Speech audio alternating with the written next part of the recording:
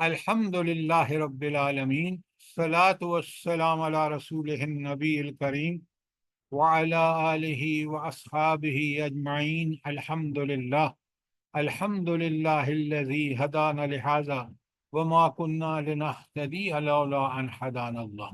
رب اشرح لی صدری ویسر لی امری واحلل عقدۃ من لسانی یفقہوا قولی، آمین یا رب العالمین۔ ہم نے سورہ کہف شروع کر رکھی ہے، اور آپ کو پتہ ہے کہ جمعے کے روز اس کے پڑھنے کا حدیث میں حکم آیا ہے۔ وجہ یہ ہے کہ جیسا کہ آپ نے دیکھا ہے، ہم نے 31 آیت تک کر لیا ہے۔ 31 آیت تک کا خلاصہ جب میں آپ کے سامنے رکھوں گا، اور آپ کو اچھی طرح اندازہ آلریڈی ہو چکا ہے کہ سب سے پہلے آیت 1 تا 8 قرآن کے بارے میں ہے۔ اس میں ایک تو قرآن کی خصوصیات ہیں، جس میں سب سے بڑی چیز ہائی لائٹ کی گئی ہے، وہ یہ ہے کہ یہ قرآن ہر قسم کی کجی سے پاک ہے۔ یہ ایسی کتاب ہے لا ریب فی، اس میں شک و شبہ کی گنجائش ہی نہیں، یہ ایبسولوٹ ٹروتھ ہے۔ اور پھر بتا دیا کہ یہ قرآن بشیر بھی ہے اور نذیر بھی ہے۔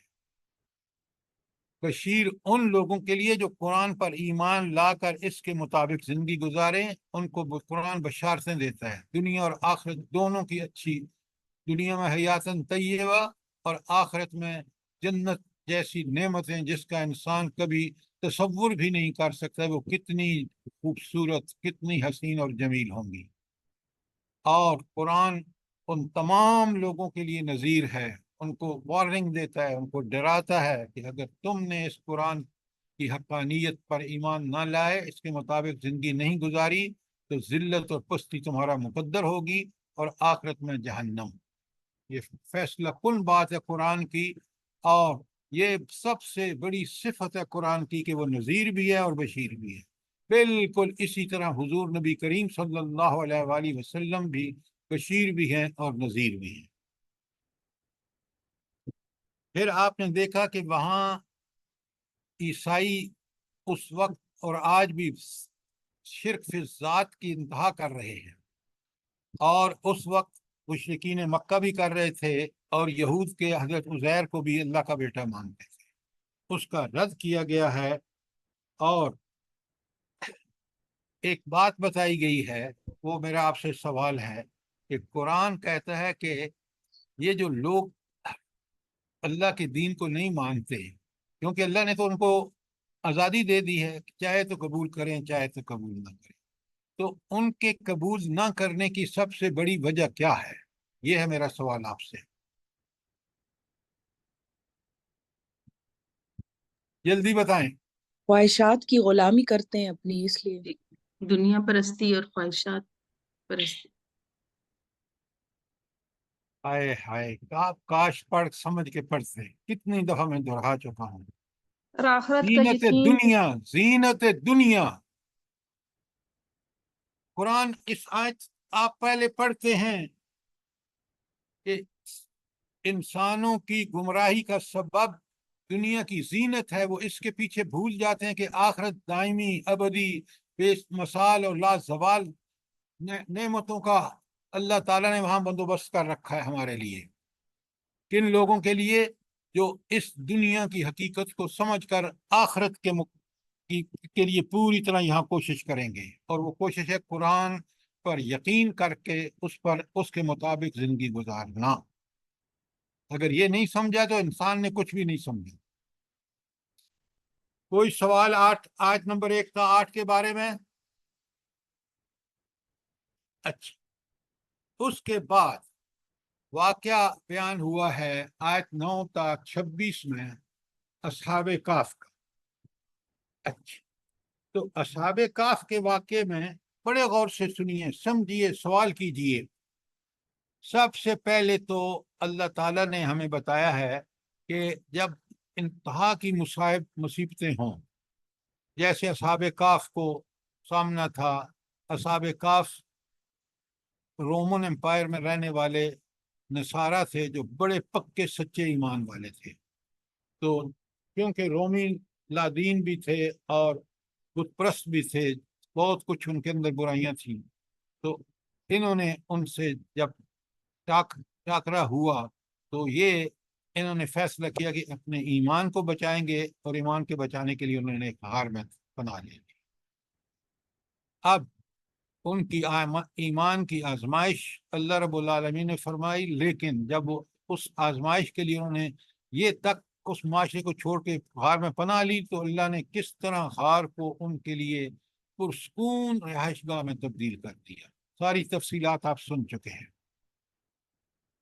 نمبر 2، یہاں اسی واقعے میں برزخی زندگی کا ایک عکس کہ 309 سال تک وہ غار میں رہے، اور کس طرح اللہ تعالیٰ نے بندوبست فرمایا کہ ان کی کروٹیں بھی بدلتے رہے وہ، اور جب 309 سال کے بعد اٹھے تو بالکل اسی حالت میں جس حالت میں وہ لیٹے تھے. اور اس پوری تفصیلات آپ کو مل چکی ہے. اور تیسری بات جو اس واقعے میں ہے وہ کیا ہے بلا؟ جلدی بتائیں. کہ ایک دن اٹھنا ہے، اللہ کے سامنے حاضر ہونا ہے. اللہ تعالیٰ اسی وہ تو طرح برزخی زندگی کا عکس ہے، میں نے بتا چکا ہوں آپ کو. سر توکل اللہ کے اوپر بالکل وہ توکل اس آ گیا ہے اس کے اصحاب الکاف کے استقامت میں.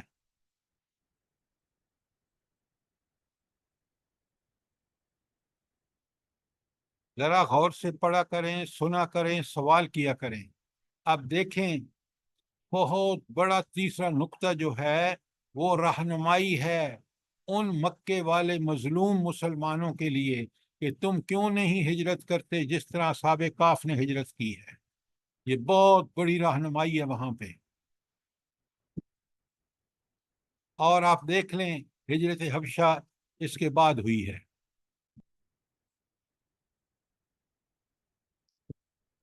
کوئی سوال یہاں تک اصحاب کاف کے بارے میں؟ اچھا، اس کے بعد آیت 27 تا 31 میں اگر آپ بڑے غور سے دیکھیں تو اللہ تعالیٰ نے جو نعمتیں تیار کر رکھی ہیں اہل ایمان کے لیے، جو قرآن پر ایمان لا کر اس پر عمل کریں، اس کے مطابق زندگی گزاریں، ان کے لیے کیا انعامات ہوں گے.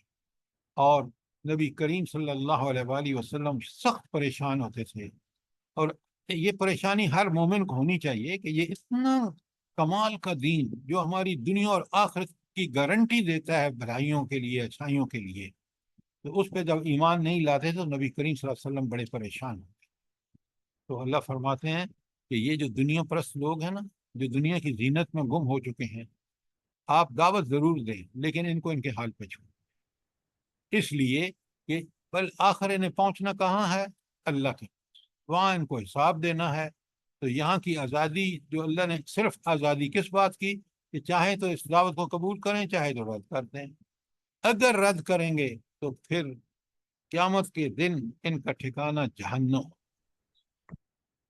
لہذا ان کو ان کے حال پہ چھوڑ دو. اگر مس یوز کرنا چاہتے ہیں اپنے اس آپشن کا، اپنے اختیار کا کہ ہدایت کو قبول کرتے ہیں یا نہیں، تو وہ اس کا خمیازہ وہاں بھگت کریں گے انکار کا. یہ تھا اب تک کا مطالعہ ہمارا سورۃ کہف کی 31 آیات کا. کوئی سوال، کوئی چیز کلیئر نہ ہوئی ہو؟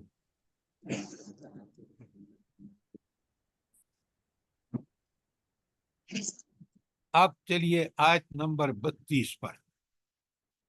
آیت 32 جو ہے، اگر آپ بڑے غور سے آپ نے پڑھا، روز پڑھتے ہیں، آپ مجھے یہ بتائیں کہ آیت 32 تا 44 میں کس چیز کا ذکر ہے؟ جلدی بتائیں. مال کے فتنے کا. جی مال کے فتنے کا. نہیں، وہ مال کا فتنہ تو ٹھیک ہے، لیکن پورا واقعہ کا تھوڑا سا بتائیں نا سمری.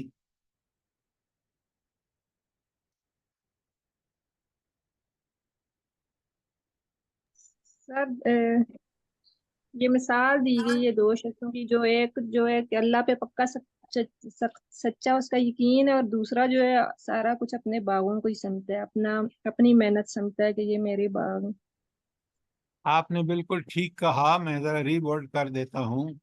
देखें, खुदा के लिए समझ के पढ़ें, बड़ी इस सूरत में हमारे लिए हिदायत और रहनुमाई है।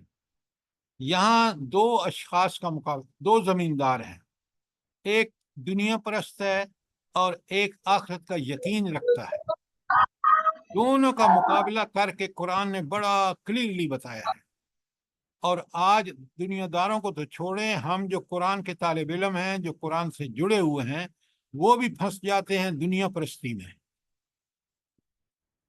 और यहाँ बड़ा क्लियरली, कितना वाज़ेह तौर पे बताया है।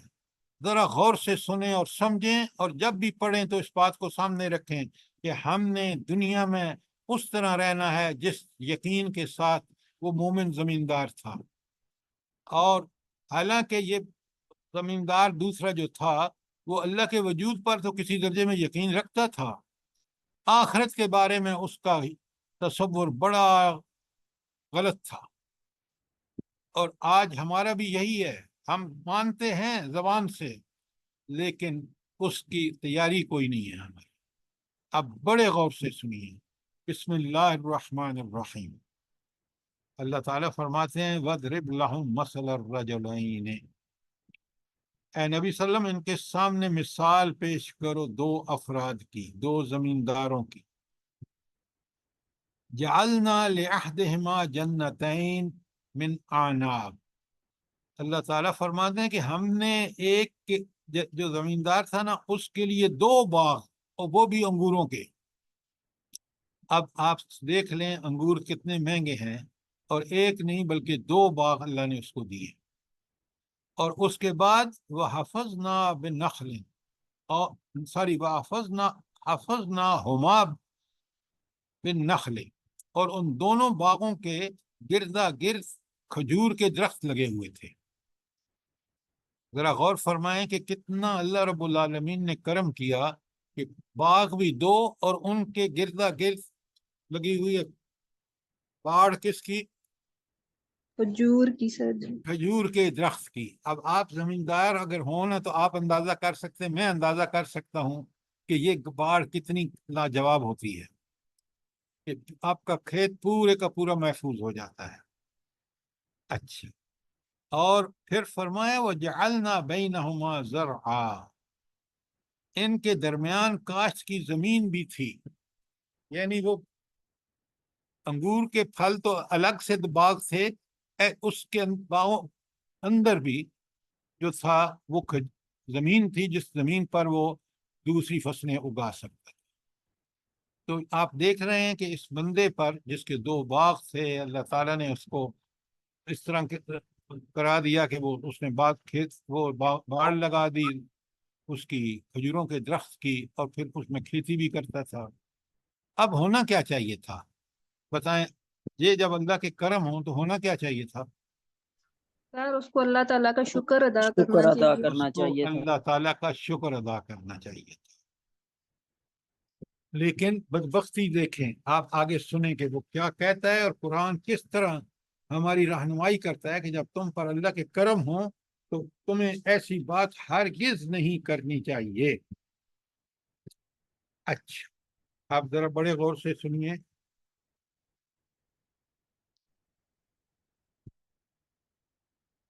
अल्लाह ताला फरमाते हैं, किलतल जन्नतैन आतत उकलहा, दोनों बाग खूब फल देते थे, खूब बार आवर होते थे,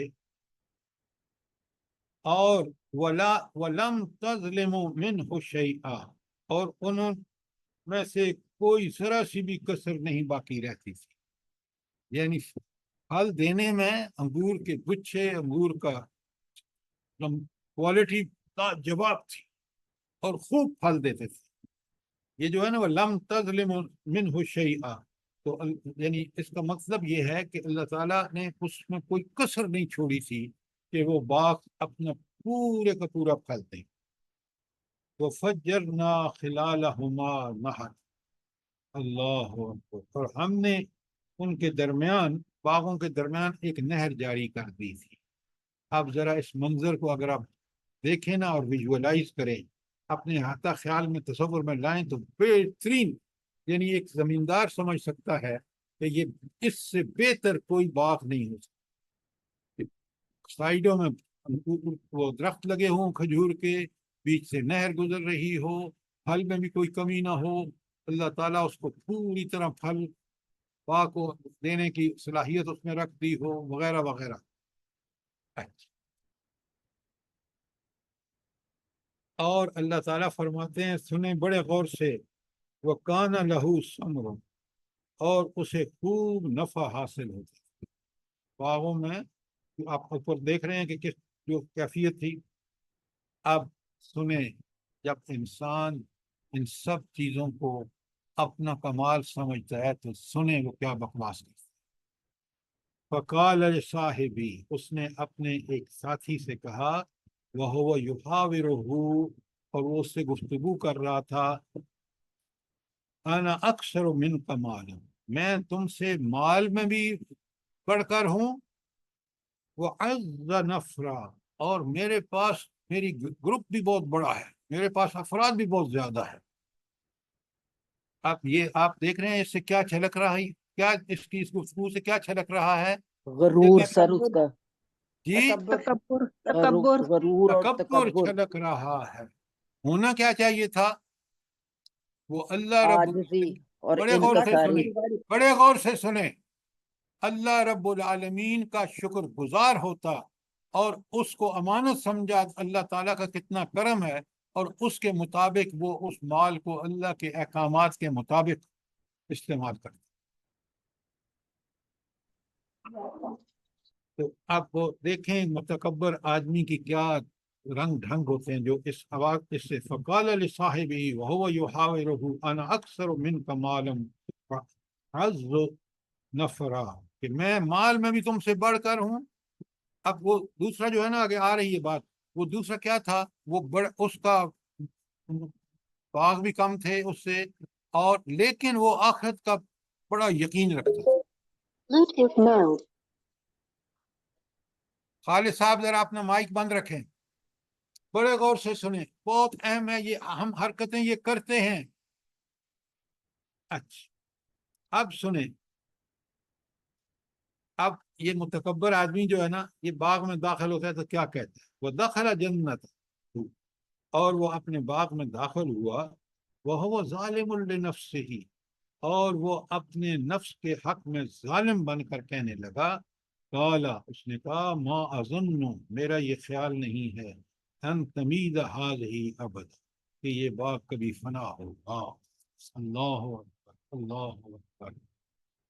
رب چاہے تو پل بھر میں فنا کر دے، لیکن یہ بدبخت کہتا ہے، اس کو دیکھ کے اور تکبر میں آیا ہوا ہے تو کہتا ہے، میرا نہیں خیال کہ یہ کبھی اس باغ میں کوئی تباہی آئے گی، ہو ہی نہیں سکتا۔ یہ ہے دنیا پرست کی دنیا کے بارے میں روش۔ اچھا، یہ ظالم نفسی ہی کا مطلب بڑی اچھا طرح سمجھیں، یہ کتنی بڑی اہم اصطلاح قرآن نے استعمال کی ہے۔ وہ اپنی دولت اور ثروت پر غرور کرتا اور اکڑتا ہوا اپنے باغ میں داخل ہوا اور بولا کہ میں یہ کبھی گمان نہیں کر سکتا کہ یہ میرا باغ تباہ ہو جائے گا۔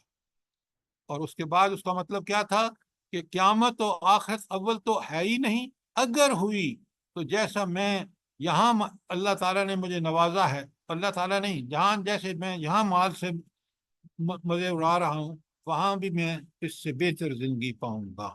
یہ ہے خیال ان لوگوں کا کہ اگر تو قیامت، پہلے تو قیامت ہوگی نہیں، اگر ہوئی تو جو دنیا میں اتنی عیش کر رہا ہوں آخرت میں بھی میں عیش کروں گا، نعوذ باللہ۔ یہ ہے ایک دنیا دار کا طرز عمل، یہ ہے ایک دنیا دار کا رویہ۔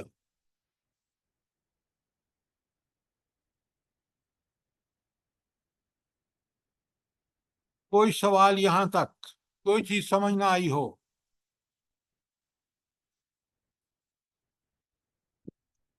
اب سنیے آج 36 میں یہ دنیا دار اور دنیا پرست کیا کہتے ہیں، آج کے لوگ بھی کہتے ہیں۔ وہ کہتا ہے، ما اظن الساعۃ قائم، مجھے توقع نہیں کہ قیامت کبھی کی گھڑی آئے گی۔ ذرا غور فرمائیں. اور پھر کیا کہتے ہیں؟ وَلَئِن رُدِدتُّ إِلَىٰ رَبِّي لَأَجِدَنَّ خَيْرًا مِّنْهَا مُنقَلَبًا. تاہم اگر کبھی میرے رب کے حضور پلٹایا بھی گیا تو ضرور اس سے بھی زیادہ شاندار جگہ وہاں پاؤں گا. ذرا غور فرمائیں. دنیا میں اس کو امتحان کے لیے یہ چیزیں دی گئیں اور اس کے بارے میں جو اس نے کہا آپ نے اوپر سن لیا. اور پھر دیکھیں جب انسان بگڑتا ہے تو کیسی ناشکری کے کلمات کہتے ہیں پہلے تو قیامت ہوگی نہیں، اور اگر ہوئی تو میں یہاں سے بھی زیادہ مزے اڑاؤں گا وہاں پہ، نعوذ باللہ. تو یہ شخص اپنی خوشحالی جس کو اللہ نے اس کو دی ہے اس کو سمجھتا ہے کہ میں اللہ کا بڑا معبود، اللہ کا بڑا محبوب اور چہیتا ہوں. یہ ہے اس کا مرض دنیا دار کا. اور سمجھتا ہے کہ جس نے مجھے یہاں نعمتیں دی ہیں، حالانکہ نعمتیں کس کے لیے ملی ہیں؟ امتحان کے لیے. یہ شخص ان پر غرور، فخر اور تکبر کرتا ہے اور پھر اسی سے نتیجہ اخذ کرتا ہے کہ آخرت میں بھی میرے ساتھ معاملہ اسی طرح ہو. اب سنیں جو مومن جس کا یقین ہے کہ قیامت ہوگی وہ کیا کہتا ہے. اور کیا ہم ان حالات میں اس طرح کرتے ہیں؟ ذرا غور کیجیے. تو مومن بندہ اسے کہتا ہے قال لہ صاحبہ وہو یحاورہ، تو اس کے ہمسائے والے نے گفتگو کرتے ہوئے اسے کہا اکفرت بالذی خلقک من تراب ثم من نطفۃ ثم سواک رجلا. کیا تو کفر کرتا ہے اس ذات سے جس نے تجھے مٹی سے اور پھر نطفے سے پیدا کیا اور تجھے ایک پورا آدمی بنا کھڑا کیا. یہ اس کے ایمان کا ثبوت ہے، اس کا یقین ہے کہ بندہ کس طرح اس کو اللہ نے پیدا کیا، کس طرح نعمتیں دی، کس طرح آزمائش ہوئی. تو اس بندے کے یقین یہاں سے اس آیت میں جو اس نے ڈائلاگ کیا ہے اس سے فوراً پتہ چلتا ہے کہ کس پکے ایمان کا بندہ ہے. آپ ذرا غور کریں کہ اس شخص نے اللہ تعالیٰ کی ہستی کا انکار نہیں کیا جو پہلا بندہ ہے. وہ کہتے ہیں وَلَئِن رُدْتُ إِلَىٰ رَبِّي، اگر میں پلٹایا گیا اپنے رب کے پاس. اصل میں اس کا ایمان اور یقین نہیں ہے. رب کو مانتا ہے، اس کے وجود کو مانتا ہے، لیکن اس رب کو حاکم، اس رب کو معبود نہیں مانتا.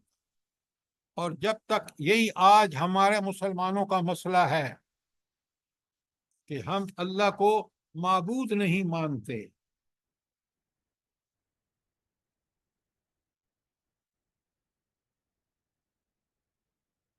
اب یہاں بالکل کلیئرلی سمجھیں کہ اللہ تعالیٰ کو مانتا بھی ہے تو محض ایک وجود کی حیثیت سے مانتا ہے.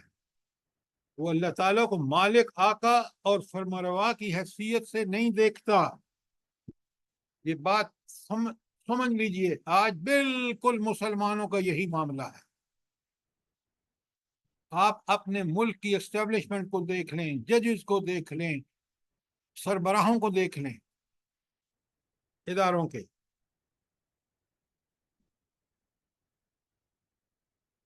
اب یہاں ایک بات اچھی طرح نوٹ کیجیے کہ اللہ تعالیٰ کی ہستی کو اس حد تک ماننا کہ بس وہ اللہ موجود ہے، لیکن یہ بات کہ اللہ تعالیٰ ہی رب ہے، اللہ تعالیٰ ہی آقا اور فرمانروا ہے، وہ حاکم ہے، وہ الہ ہے، جب تک یہ نہیں مانتا تو اللہ کو اس طرح ماننا کوئی ماننا نہیں.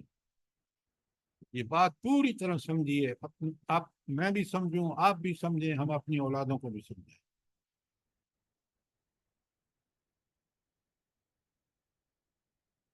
کوئی سوال یہاں تک آیت 37 تک بڑی اہم گفتگو ہے، اور آج ہمیں بالکل وارننگ دی جا رہی ہے کہ آپ پکے سچے مومن بنیں، رب کو الہ مانیں، حاکم مانیں، اس کو فرما روا مانیں، اس کی ایک ایک حکم کی پوری طرح تعمیل کریں. پھر مومن ہے، پھر حقدار ہوگا جو اس کے دنیا اور آخرت کے انعامات ہیں.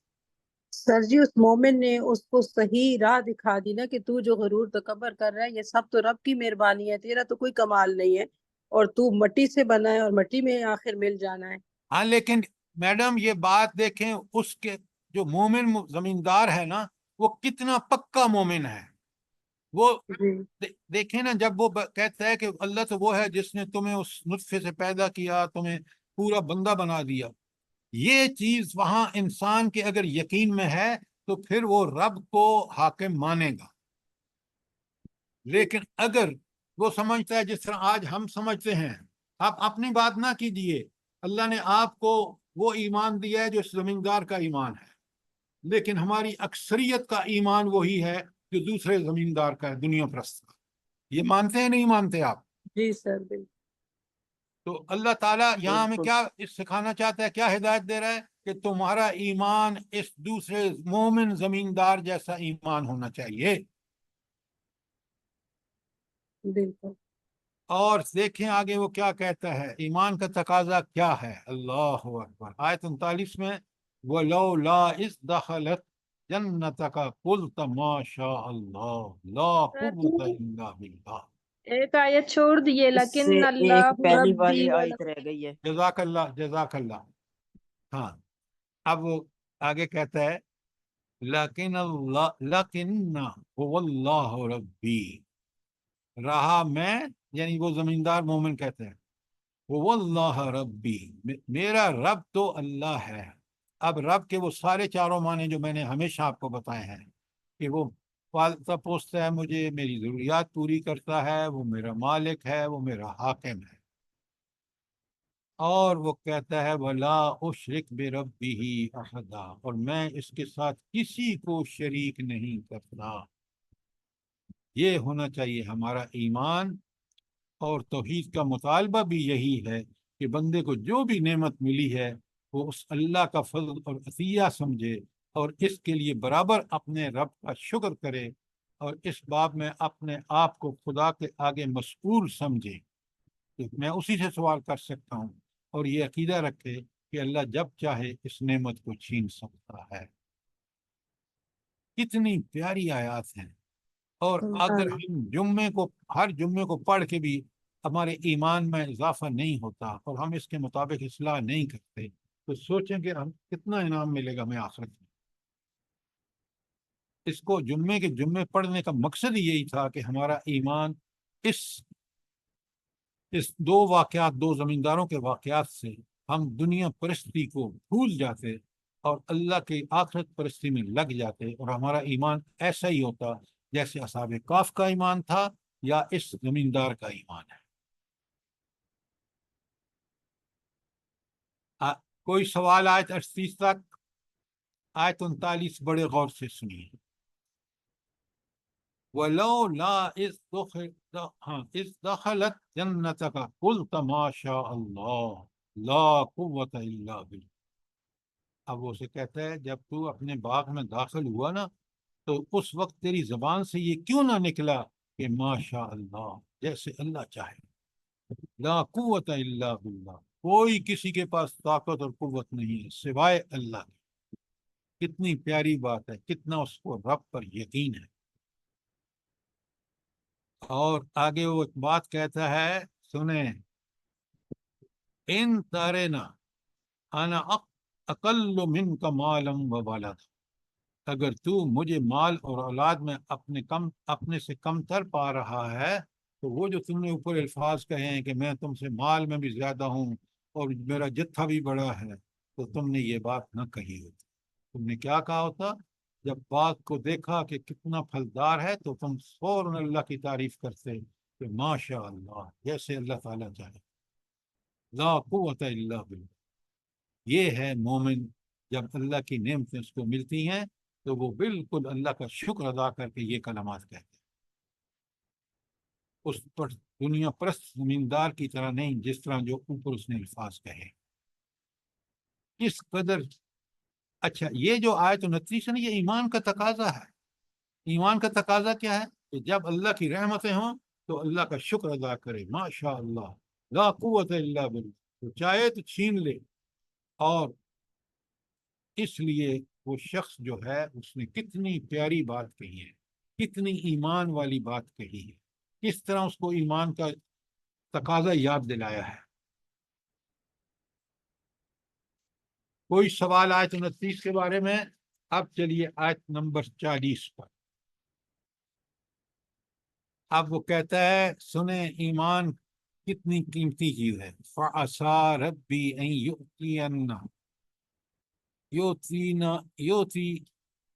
يُؤْتِينَا خَيْرٌ مِّن جَنَّتِكَ. تو بعید نہیں کہ میرا رب مجھے تیرے جنت تیرے باغ سے بہتر باغ عطا فرمائے.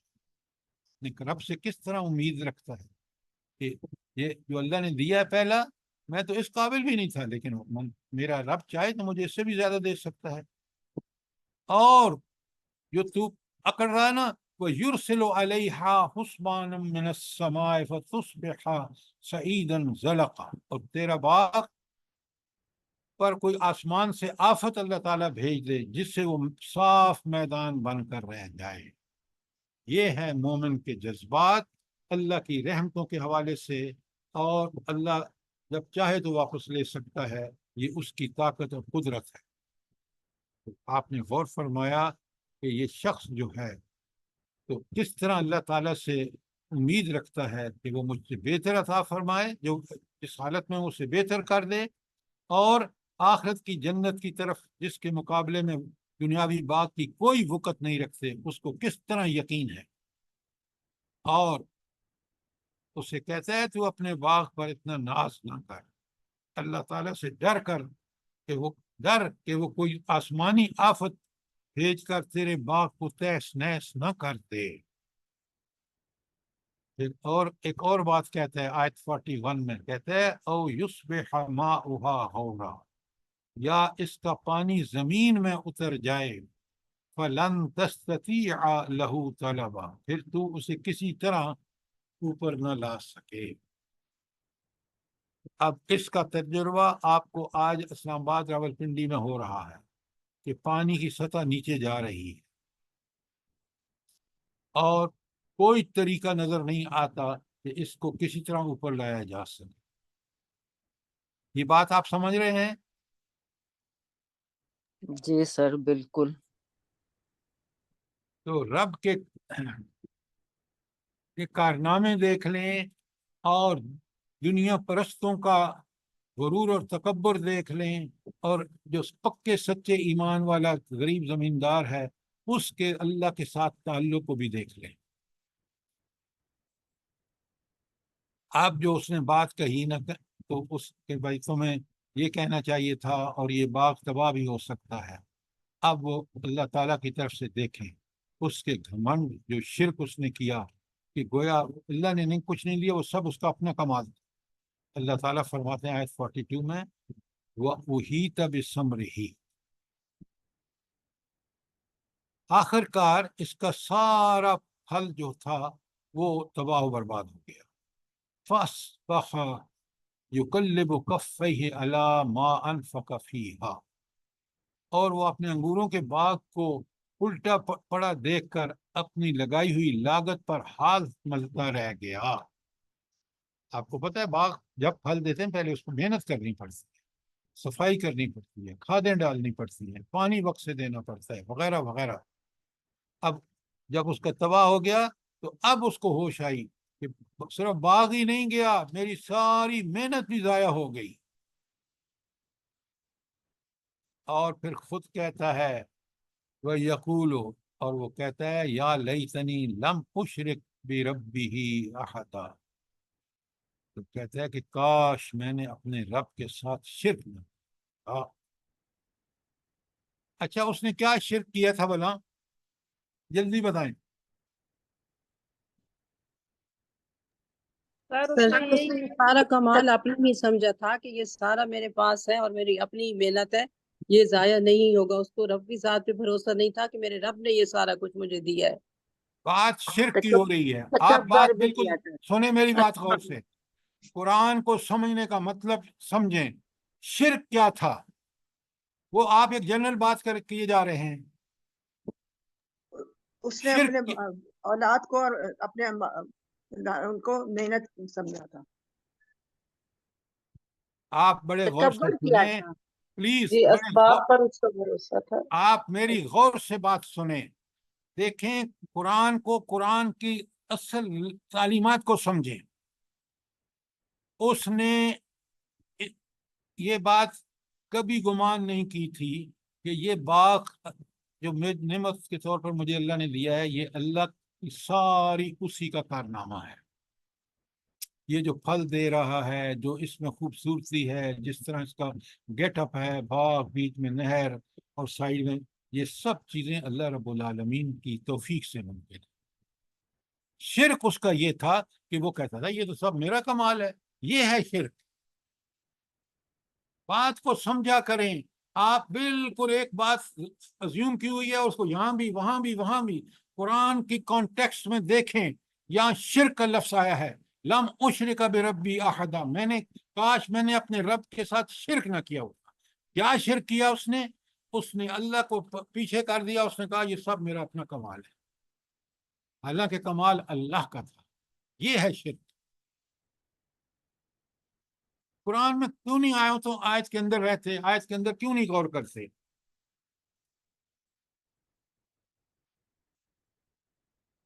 تو آپ نے دیکھا کہ اللہ تعالیٰ نے ایک ایسی آفت بھیجی کہ وہ اس کا سارا باغ تباہ و برباد ہو گیا. اور اس کافر نے جب دیکھا نا یہ منظر تو وہ دنیا دار جس طرح پریشان ہوتے وہ پریشان ہو گیا کہ اوہو میری محنت بھی برباد گئی. تو صحیح عقیدہ جو ہے وہی انسان کو صحیح نتائج پر پہنچاتا ہے، اور غلط عقیدہ جو ہے وہ انسان کی ذہنی پریشانیوں کو کم نہیں کرتا. یاد رکھیں، وہ جب اس کو مال ملتا ہے تو خوب پھولتا اور تکبر میں مبتلا ہو جاتا ہے، اور جب اللہ تعالیٰ اس سے نعمت لیتا ہے تو وہ پریشان حال ہو جاتا ہے. مومن دونوں حالتوں میں، جب اللہ تعالیٰ اس کو مال دیتا ہے وہ شکر کرتا ہے، اور جب اس سے چھین لیتا ہے تو وہ صبر کرتا ہے. دونوں حالتوں میں بالکل اطمینان سے رہتا ہے. کوئی سوال آج 42 کے بارے میں؟ جب آپ غور کریں گے نا تو آپ کو سوال بھی سمجھ میں آئیں گے، آپ سوال بھی کریں گے. لیکن ابھی غور کرنے کی اپنے اندر عادت ڈالیں کہ پوری آیت کو اس کے کانٹیکسٹ میں جس طرح حصے ہو گئے پڑھ کے سمجھ کے، اور پھر اس کا نتیجہ وہی نکالیں جو قرآن کو مطلوب اور مقصود ہے. ثواب کے لیے صرف نہ پڑھیں، خدا کے لیے ثواب ضرور ہوگا جب آپ اس کے مطابق اپنے سوچ و فکر کو مطابق کر لیں گے، اس کے مطابق عمل کریں گے، اس کے نتائج پر غور و فکر کریں گے تو سب چیزیں کلیئر ہو جائیں گی. آیت نمبر 43 وَلَمْ تَكُنْ لَهُ فِئَةٌ يَنْصُرُونَهُ مِنْ دُونِ اللَّهِ، نہ اللہ کو چھوڑ کر اس کے پاس کوئی جتھا تھا کہ جو اس کی مدد کرتا. وَمَا كَانَ مُنْتَصِرًا، اور نہ کر سکا وہ خود اس کا مقابلہ. تو اللہ تعالیٰ کا کوئی مقابلہ نہیں کر سکتا. یہ اس آیت کا مفہوم ہے کہ نہ تو کوئی گروہ تھا جو اللہ کے علاوہ اس کی مدد کرتا، اور نہ خود اپنی مدد کر سکتا. تو جب رب کسی مشکل میں ڈالتا ہے تو کوئی کسی کی مدد نہیں کر سکتا. اور آخرت میں آپ دیکھ لیں وہاں تو صاف صاف بتا دیا کہ اس قیامت کے دن اللہ ہی کا اختیار ہوگا. دنیا میں جو تھوڑے موٹے اختیار ہیں نا، ادھر تعلقات ہیں، وہ سب ختم. اس لیے انسان اس حاضری کو ہمیشہ پیش نظر رکھے، اللہ تعالیٰ کو حاضر اور ناظر سمجھے کہ وہ سب دیکھ رہا ہے، سن رہا ہے. میری اس کام سے پوری طرح آگاہی ہے اس کو. اگر یہ ہمارے ذہن میں ہوگا تو ہم کبھی بھی اس اللہ کی، کیونکہ قیامت کے دن پھر اس کی سزا اور جزا ہمیں ملنی ہے.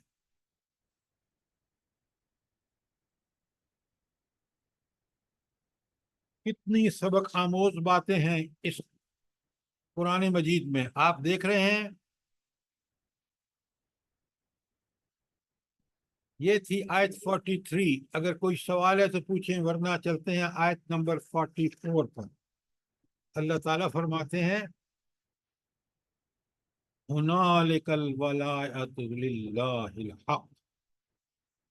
اب ان کو معلوم ہوا کہ ساری کارسازی کا اختیار، اسے ولایت کہتے ہیں، خدائے برحق ہی کو ہے۔ تو جو کارساز ہے اور جو بگڑی بنانے والا ہے وہ صرف اور صرف اللہ تعالیٰ ہے۔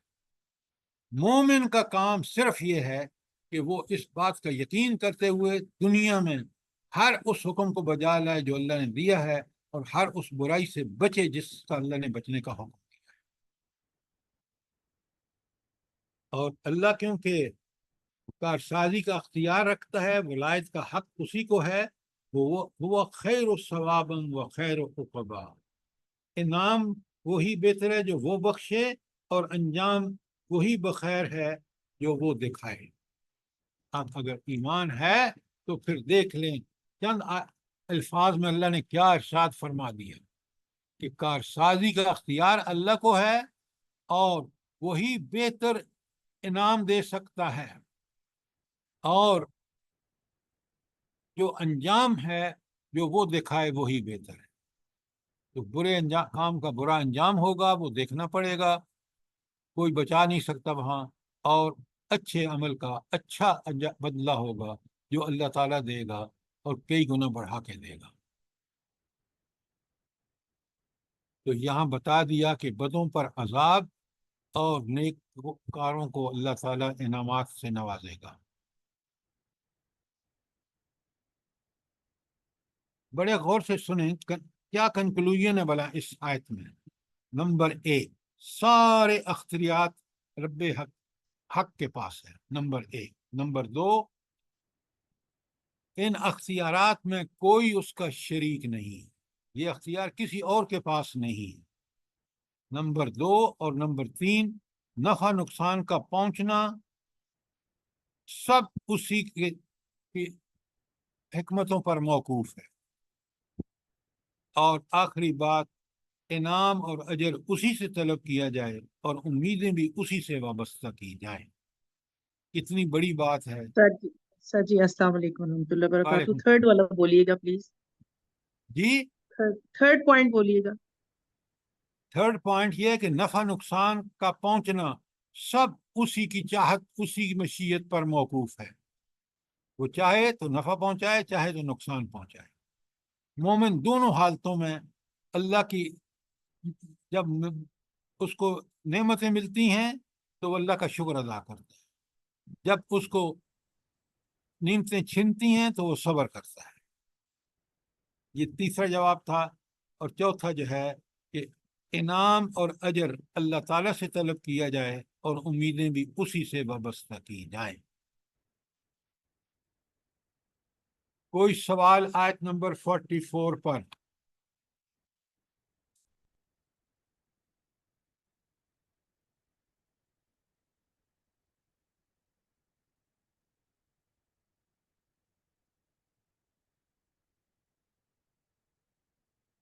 تو آپ نے دیکھا کہ جس طرح ہم نے آیت 1 تا 8 میں قرآن بشیر و نذیر ہے، قرآن ہر کجی سے پاک ہے، اور ہر زمانے میں فتنوں سے نجات کا وہ ذریعہ ہے، قرآن اور حدیث، نبی کرم صلی اللہ علیہ وسلم کا کردار، اور دوسرا اصحاب کہف نے کس طرح اپنے اس ایمان جو سچا پکا ایمان تھا، اس مشکل سے کو کیسے انگیز کیا، اور اللہ کی رحمتیں دیکھے۔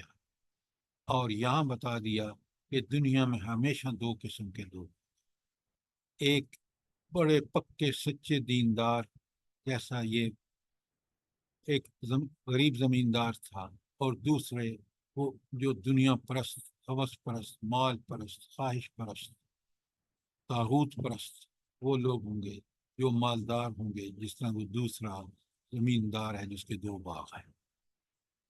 کوئی سوال یہاں تک کوئی چیز کلیئر نہ ہوئی ہو؟ سر یہ ہنالک الولایات للہ الحق کو ذرا وضاحت کر دیں پلیز سر۔ کیا چیز کون سی کہہ رہے ہیں؟ ہنالک الولایات للہ الحق۔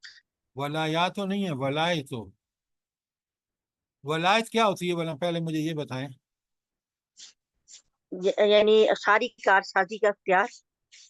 ولایت کا مطلب ہے کہ وہ جو ہمارا مددگار پشتیبان جو کارساز ہے، تو ہنالک الولایۃ الحق، وہاں اس کا مطلب یہ ہے، ہنالک الولایۃ للہ الحق، یہ ہے وہ کارسازی جو رب کی، اللہ کی ہے، جو اللہ برحق ہے۔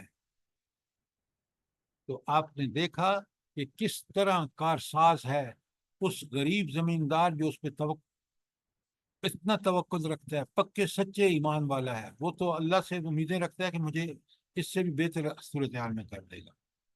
اور وہ جو بدبخت ناشکرہ مغرور زمیندار ہے، اللہ تعالیٰ اپنی کارسازی جو اس کے لیے امتحان تھا، اس کو کس طرح جب تباہ و برباد کیا تو کتنا پریشان۔ بات سمجھ آئی ہے کہ نہیں آئی؟ جی جی سر، جزاک اللہ سر۔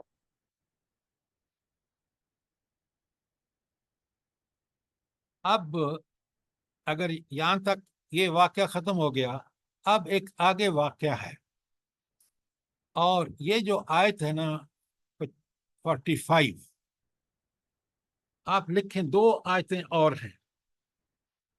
یہ آیت 45 یہ دنیاوی زندگی کی مثال ہے، اور قرآن مجید نے یہی مثال جو ہے یہ دو جگہ اور دی ہے، اور وہ میں پہلے لکھوا دوں آپ کو، پھر میں آپ سے اس پہ بڑی اچھی گفتگو کریں گے تاکہ یہ بات ہمیں کلیئر ہو جائے۔ اچھا، یہ جو دو جگہ اور ہیں یہاں پہ اس دنیاوی زندگی کو اسی طرح کی مثال، لیکن الفاظ تھوڑے سے مختلف ہیں، لکھیں اور آپ اور میں اچھی طرح سمجھ لیں کہ یہ دنیاوی زندگی جو ہے یہ کتنی اللہ کی نظر میں، یہ کس طرح دنیاوی زندگی جو ہے وہ اس کی حقیقت کیا ہے۔ اچھا، پہلی ہے سورہ الحدید کی آیت 20،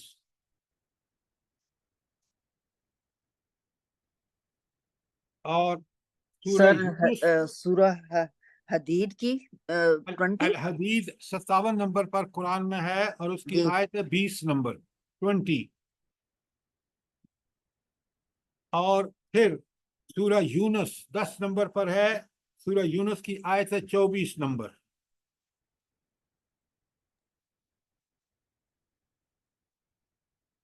اب میں آپ کے سامنے یہ پہلے پڑھوں گا آیت کاف کی 45 اور 46 دونوں، پھر میں یہ دونوں آیتیں پڑھوں گا، پھر آپ غور سے سنیں، سوالوں کے لیے تیار رہیں۔ آیت 45 میں اللہ تعالیٰ فرماتے ہیں، بڑے غور سے سنیے، وَاضْرِبْ لَهُمْ مَثَلَ الْحَیَاةِ الدُّنْیَا، اور ان سے دنیا کی مثال بھی بیان کر دو۔ کیا ہے مثال؟ کَمَاءٍ أَنزَلْنَا مِنَ السَّمَاءِ، اس کی مثال ایسی ہے جیسے ہم نے آسمان سے پانی نازل کیا تو بارش ہوئی، تو پھر کیا ہوا؟ فَاخْتَلَطَ بِهِ نَبَاتُ الْأَرْضِ، پھر اس سے زمین کی رویدگی نے مل کر ایک بہت خوبصورتی کا منظر پیدا کر دیا۔ جب بارش ہوئی اس سے زمین کی اوپر بڑی رویدگی بن گئی اور وہ خوبصورت ہو گئی۔ فَأَصْبَحَ حَشِيمًا، پھر اللہ تعالیٰ فرماتے ہیں کہ پھر کیا ہوا، جلدی بتائیں۔ فَأَصْبَحَ حَشِيمًا، تذروه الرياح، سوکھی گھاس بن پھر گیا وہ سر۔ چورا، بڑے غور سے سنیں، پھر وہ چورا چورا ہو گئی، اور ہوائیں چورا چورا ہو گئی، تذروه الرياح، اور ہوائیں اس کو اڑا کے لے گئیں۔ کان اللہ علی کل شیء مقتدرا، اور اللہ تعالیٰ ہر چیز پر قدرت رکھتا ہے۔ ذرا غور فرمائیں کہ اللہ تعالیٰ نے مثال دی ہے۔ اب میں آپ کو تھوڑا سا بتاؤں گا، اچھا پہلے 45 کے ساتھ 46 بھی پڑھ لیں تاکہ، جی اچھا پہلے 45 کو ذرا کلیئر کر لیں تاکہ ہم اب ایک ایک چیز کو سمجھ سکیں. اچھا دنیا کی مثال دی کہ زمین پر جب بارش ہوئی تو اس میں بڑی خوبصورت گھنی اگائی، زمین خوبصورت ہو گئی. پھر کیا ہوا اس کے بعد کہ وہی زمین وہ جب خزاں آئی تو وہ فصل بالکل چورا چورا ہو گئی اور ہوائیں اس کو لیے. اب انسانی زندگی کو دیکھیں آپ، اللہ تعالیٰ جب پیدا فرماتا ہے تو بچپن کتنا کمزور اور پھر لڑکپن اور جوانی میں کتنا اس کے اوپر جوبن آتا ہے. گویا وہ زمین جو سرسبز ہو گئی تھی اس کی کیفیت وہ ہے جو لڑکپن اور جوانی ہے. پھر بڑھاپا آ گیا. جب بڑھاپا آ گیا تو گویا وہ اس فصل کی طرح ہے جو چورا چورو ہو گئی. اب اس کی کوئی صلاحیتیں جواب دے گئیں، وہ بالکل اس فصل کی طرح ہو گیا جو چورا چورا ہو جاتی ہے. اور اس کو ہوائیں اڑا کے لے گئیں دور، اس کو موت آئی اور اس موت نے اس کو بالکل ختم. کتنی پیاری مثال ہے کہ جس طرح وہ کھیتی عارضی ہے کہ بہار میں اس نے یہ سب جوبن دکھائے اور خزاں میں سب، بالکل انسان کی زندگی کی مثال ہے. یہ تو آیت 35 کے بارے میں کوئی سوال؟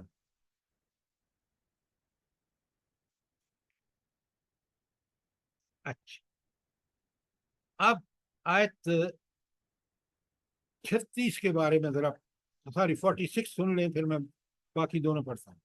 المال والبنون زینت الحیات الدنیا، یہ مال اور اولاد کیا ہے؟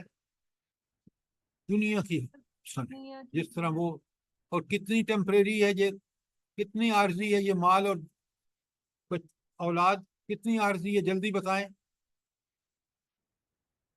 زینت الحیات الدنیا ہے، دنیا کی زندگی جب تک. ہم زندہ ہے بس. میڈم خدا کا خوف کریں، اوپر لکھا ہے کہ یہ آیت کو دیکھیں جہاں مثال دی جا رہی ہے.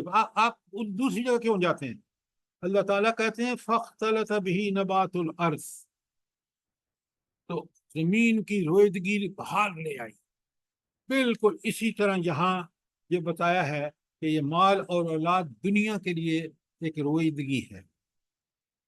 والباقیات الصالحات، جو باقی رہنے والی یہ چیزیں جو موت کے وقت برزخ میں اور آخرت کے سوال و جواب میں کام آئیں گی، وہ نیکیاں ہیں جو باقی رہیں گی، جو کام آئیں گی. والباقیات الصالحات خیر عند ربک، اس لحاظ سے بہتر ہیں، ثواب بدلے کے اعتبار سے بھی، اور وخیر عملا، اور بہترین امیدوں کے اعتبار سے. بہترین امید کیا ہے؟ وہ نیکیاں جو آپ نے دنیا میں کمائی، ان کا بدلہ بہت ہی اچھا ہوگا. یہ اب آئیں ذرا ہم پڑھتے ہیں آیت، کتنی پیاری آیت ہے سورہ حدید کی 20. میں آپ کے سامنے پڑھ رہا ہوں اور ترجمہ کر رہا ہوں. اعلموا، اچھی طرح جان لو، خوب سن لو، خوب پلے باندھ لو، انما الحیات الدنیا لعب و لہو، دنیاوی زندگی ایک کھیل اور تماشا ہے. وزینتاً، اور ایک زینت ہے، وتفاخر بینکم، اور تمہارے درمیان فخر کرنے کی چیز ہے، وتکاثر فی الاموال، اور مال میں زیادتی، والاولاد، اور اولاد میں بھی زیادتی. تو یہ کتنی چیزیں ہیں؟ پہلی ہے دنیاوی زندگی لہو لعب ہے، اور پھر زینت بھی ہے، خوبصورتی بھی ہے دنیا کے لیے، اور پھر مال و اولاد میں تمہارا ایک دوسرے پر فخر کرتے ہو اس دنیاوی زندگی میں. اب آ گیا یہ بالکل اس کی مثال کیسی ہے؟ کمثل غیث، اس کی مثال ایسی ہے، اعجب الکفار نباتہ، کہ کفار یہاں اس کو کیونکہ زمین میں دانے چھپاتا ہے نا، تو زمیندار کو کفار کہہ رہا ہے، کہا رہا ہے.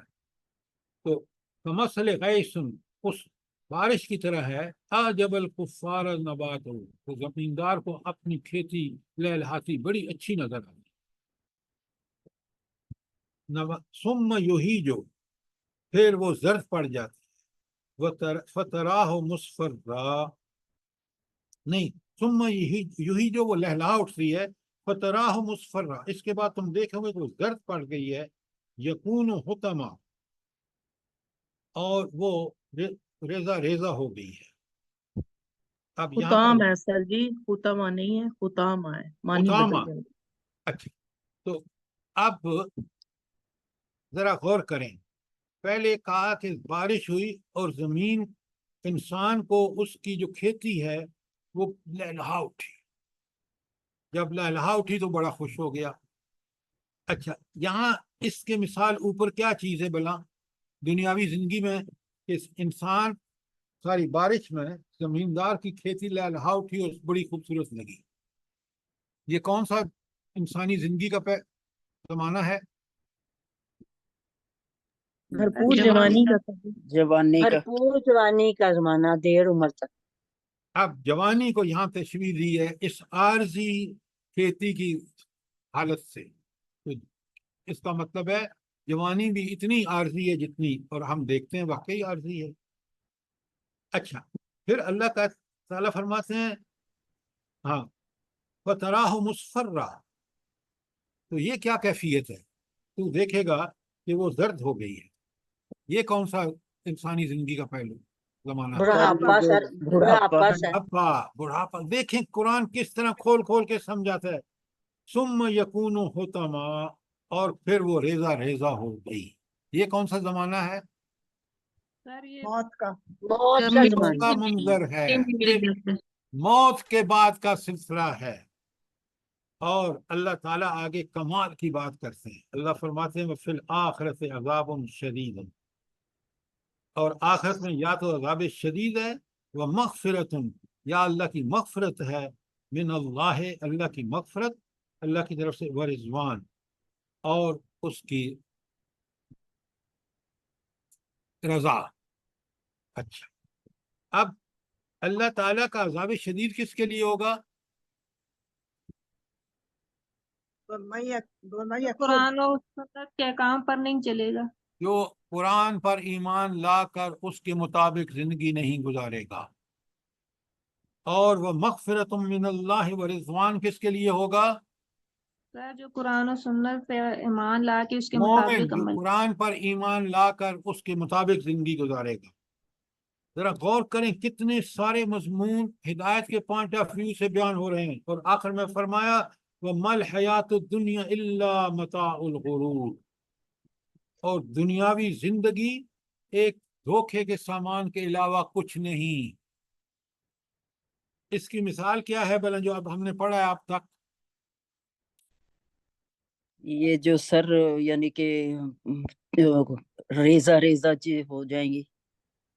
اللہ کے بندو، ابھی آپ نے پڑھ لیا وہ المال زمیندار، والبنون زینت الحیات الدنیا۔ وہ زمیندار متاع الغرور، اس کے لیے دھوکے کا سامان تھا جس پر وہ ڈیپینڈ کر رہا تھا۔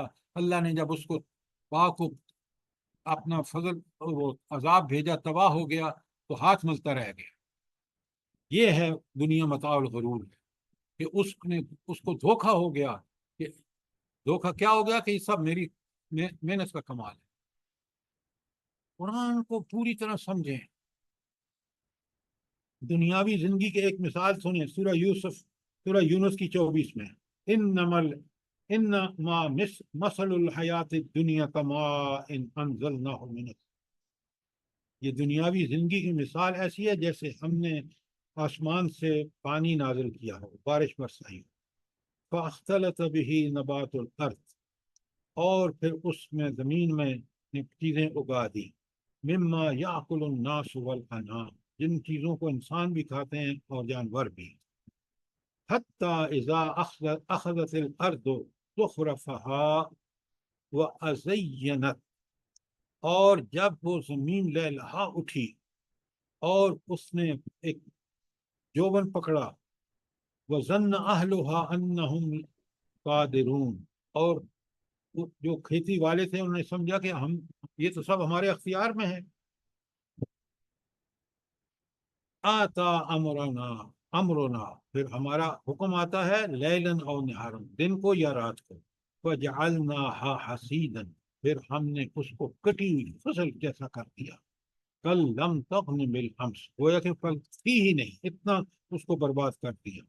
कज़ालिका नुफ़स्सिलुल आयाति लिक़ौमिन यतफ़क्करून, ये वो निशानियां हैं, ये वो आयात हैं जो हम बयान करते हैं उन लोगों के लिए जो गौर व फिक्र करते हैं।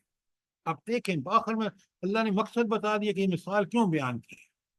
अब बिल्कुल देख लें, जब जमीन पर बारिश होती है, आसमान से बारिश होती है, जमीन में रुईदगी आ जाती है, जिसको इंसान और जानवर खाते हैं, आपके सामने है ये सब कुछ। और फिर आप देखते हैं कि वो जमीन में खेती लहलहा उठती है, और इतनी लहलहा उठती है कि जमींदार सोचता है कि अब ये पक जाएगी तो मेरा घर खानों से भर जाएगा, तो अब मेरा अख्तियार है कि मैं इसको घर भी ले जाऊंगा।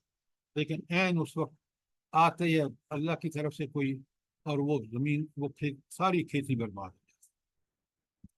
अब आप में से जो जमींदार है ना, वो इस बात को समझते हैं कि जब चने की फसल जो होती है ना, ये बड़ी जोबन पे होती है, जोड़े लगे हुए होते हैं, फलों से लदे हुए, और एक ऐसी हवा चलती है कि वो सारा। जी सर, अस्सलाम वालेकुम सर। वालेकुम सलाम।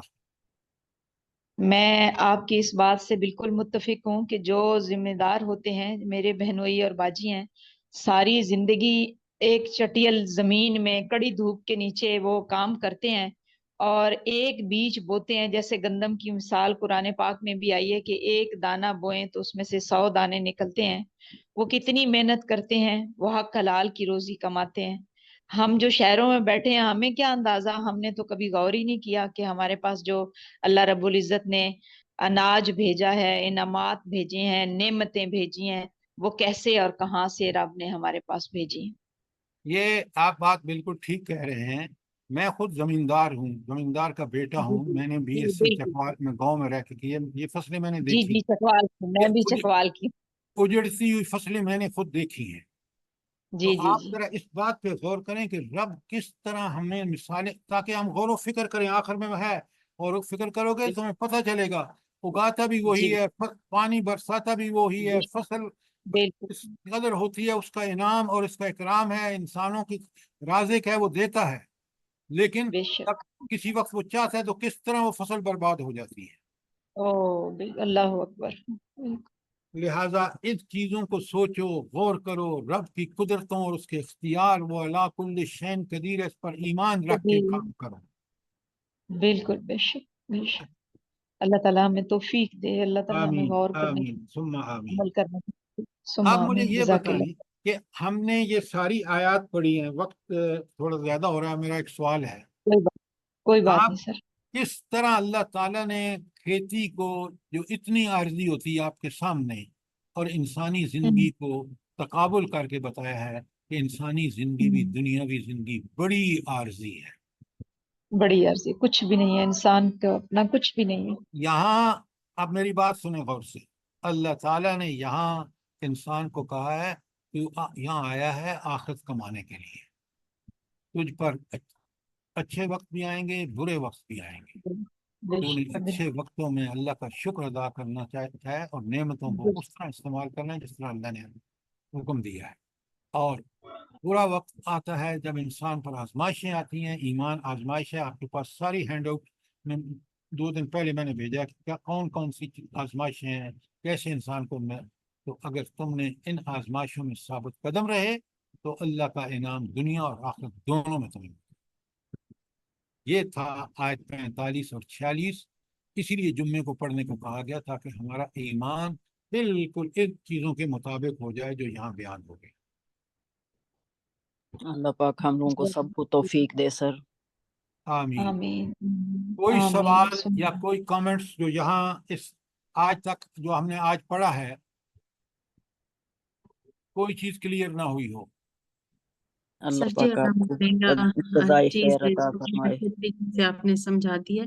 बस वैसे ही एक मेरा वो था, सवाल था कि जैसे आयत नंबर 32 में था कि अंगूरों के जो साइड पर वो बाड़ लगाई खजूरों की, सिर्फ वो ही मैं पूछना चाह रही थी कि वो कैसे हिफाजत करती हैं मतलब बाढ़ जो है खजूरों की, वो खेत अब की मुझे कैसे। एक तो पता चल गया कि आप कभी गांव में नहीं गए, जमींदारों को बाढ़ नहीं। अब सुने, बाढ़ का काम ये होता है, देखे ना आप, जब भी कोई फसल हो ना, उसके गिर्द बाढ़ लगाने का मकसद ये होता है कि कोई जानवर या कोई ऐसा आदमी ना पहुंच जाए जो अंदर जाके दाखिल हो सके, तो बाढ़ हिफाजत जी करती है उसकी बिल्कुल बिल्कुल खेत की। बिल्कुल। अच्छा, अब ये जो उसके गिर्द, बाग के गिर्द जो दरख्त थे ना, किसके? खजूर के। एक तरफ तो ये ऐसे खजूर के करीब करीब दरख्त थे कि कोई जानवर अंदर नहीं आ सकता था, हिफाजत हो गई। दूसरा, ये खजूर के बाग से ये ढेरों फल देते थे, तो ये न सिर्फ बाढ़ थी बल्कि फल भी खजूरों का इनसे मिलता था, इसलिए बिल्कुल अल्लाह ताला उसको खास तौर पर जिक्र फरमा रहे हैं। बात समझ आ गई? जी अल्हम्दुलिल्लाह। सर जी इस दफा तो मैं गई थी मदीना पाक ना, तो वहां पर ये बागात देखे थे, वो जो हजरत सुलेमान अलैहिस्सलाम का, और इसी तरह यही बिल्कुल नक्शा था कि दरमियान में नहर जा रही है और साइडों पे खजूरों के दरख्त हैं, लेकिन वो तो दूर दूर होते हैं, मतलब बाढ़ की सूरत तो नहीं होती वो दरख्त एक से दूसरे जगह। अब आप फिर वही बात कर रहे हैं, जमींदार होते ना तो आपको समझ आती कि ये जो इस हाँ जिक्र है, ये बात, ये खजूर के दरख्त बिल्कुल करीब करीब थे, इसलिए बाढ़ का काम दे रहे थे। आप उनसे कहा यहाँ कंपेयर क्यों कर रहे हैं? सही। सर वो ठीक। तो बाग ही खजूरों के है ना, वहां क्या बाढ़ हो। मेरी बहन ये जो भी है ना, मेरी तरफ से इनको गांव की दावत है, ये मेरे पास आए, मैं इनके लेके चलूं और मैं इन्हें समझाऊं दिखा के कि इसको बाढ़ कैसे बनाई जाती है और किस तरह होती है। जजाकल्ला, जजाकल्ला। अल्लाह पाक आपको और जज़ाए जब खैर बहुत दे। बड़े बागात होते हैं तो बाड़ लगाना जरूरी नहीं होती। हदूद हदूद जो हदूद मुतय्यन की जाती है ना, वो सिर्फ अपने जमीन के इर्द गिर्द की जाती है। सादिया जंजुआ साहिबा, वो उसके साइडों में भी बाग होते हैं, वो सारा इलाका बागों का होता है। सर सारे इलाके में बाग होते हैं, लेकिन देखें सर, अगर आप कभी सरगोदा साइड पे जाएं ना, जब किन्नू के जैसे बागात हैं, लोग वो बाड़ नहीं लगाते, क्योंकि समझे ओहो, एक तरह वो से। महफूज इसलिए होते हैं कि साइड में बाग होते हैं। आप क्या बात कर रहे हैं? मैं जमींदार हूं, मुझे पता है कि जहाँ बाढ़ नहीं लगाते उसकी वजह ये होती है कि उसको प्रोटेक्शन हासिल होती है दूसरे बागों की। सर फसलों के लिए बाड़ लगाई जाती है, जो छोटी छोटी फसलें होती हैं। अच्छा, अब आप मुझे ये मत सिखाएं, आपको उस बहन ने दावत दी है, जाएं गांव में जाके देखें। सर मैं खुद देहाती औरत हूँ। सर दुनिया के बागों पे क्या बहस करना सर, अल्लाह ताला हमें जन्नतुल फिरदौस के बाग दिखाएं। आमीन, आमीन। आमीन आमीन। आमीन सुम्मा नहीं, आमीन। दुनिया को हम लोगों समझें, को अल्लाह सब ताला के ये तरीके हैं। अल्लाह ताला कह रहे हैं कि गौर व फिक्र करो इन चीजों में। बिल्कुल सर सही कह रहे हैं आप। अल्लाह पाक रब्बना हदायत दे हम लोगों को भी और हम लोगों के औलादों को भी। रब्बना तकब्बल मिन्ना आमीन इन्नका अंतस समीउल अलीम व तुब अलैना इन्नका अंतत तव्वाबुर रहीम। आमीन आमीन। मेहरबानी आमीन। करके इन सूरा, सर इसको, कहफ को समझिए, ताकि हम जब जुम्मे को पढ़ें तो अल्लाह ताला की इन तमाम हिदायत तालीमात से फायदा उठाएं। आमीन सर जी सुम्मा मेरी आमीन। बहन बीमार है, उसको हार्ट का प्रॉब्लम हो रहा है, तो सर्जरी के लिए डॉक्टर कह रहे हैं बाईपास के लिए, तो आप दुआ कर दीजिए कि अल्लाह तमाम बीमारों को शफा दे और मेरी बहन आमीन। को शफाए आमीन दे। अल्लाह सुम्मा पाक अल्लाह। ए अल्लाह, इन हमारी इस बहन को सेहत कामिला और आइला अता फरमा। इसके आमीन। आमीन अल्लाह ताला आप ही सबकी शिफा बीमारी देने वाले हैं।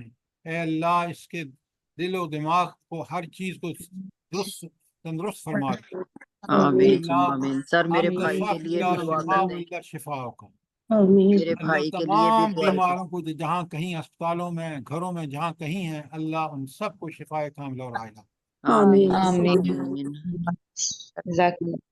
तमाम दुनिया के मुसलमानों को हदायत के रास्ते पे चलाए परवरदिगार, और हम लोगों के आमीन औलादों को, हम लोगों को आमीन माफ कर दे सर अल्लाह पाक। हम लोग बहुत गुनाहगार हैं, बहुत खतावार हैं, आमीन बस आमीन अल्लाह से हर वक्त माफी मांगते रहते हैं। अल्लाह पाक कबूल करने वाला है हम लोगों की माफी को।